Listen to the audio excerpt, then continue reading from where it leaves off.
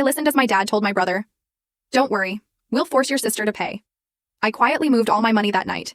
Can you imagine the sting of realizing the people who should have loved you most were actually plotting to financially ruin you, to exploit your hard-earned success and bury you under their mountains of debt?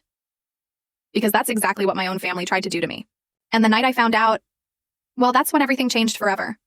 My name is Samantha, and for 28 years, I thought I understood unfairness.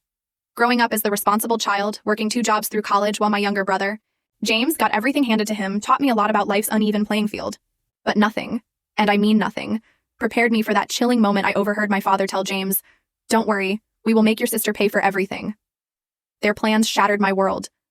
But what they didn't know, I wasn't about to let them take a single penny from me. We lived in a middle-class suburban neighborhood in Pennsylvania. On the surface, we were the perfect American family. A modest 2-story home, a perfectly manicured lawn, those annual summer beach vacations. But behind closed doors, a very different story unfolded. As the firstborn, I was held to impossibly high standards. My parents expected straight A's, perfect behavior, and a maturity that felt way beyond my years. An A-?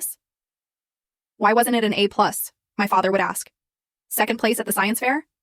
My mother would wonder aloud, couldn't you have worked harder for first? It felt like nothing I did was ever quite enough. Then came James, 5 years my junior. From the moment he arrived, it was obvious he was special. My plain white bedroom furniture stood in stark contrast to his custom-painted race car bed and walls covered in expensive decals. My gifts were always practical: clothes, books. James unwrapped the latest video games, toys, gadgets. "Your brother is still little," my mother would sigh. "Boys need more encouragement," my father would add, as if being a girl somehow made me inherently tougher, more resilient to disappointment and neglect. By age 10, I was doing dishes, helping with laundry, and keeping my room spotless. James? He left a trail of toys and snack wrappers everywhere, without a single consequence. "Just pick up after him," my mother would say, rolling her eyes. "He's just being a boy."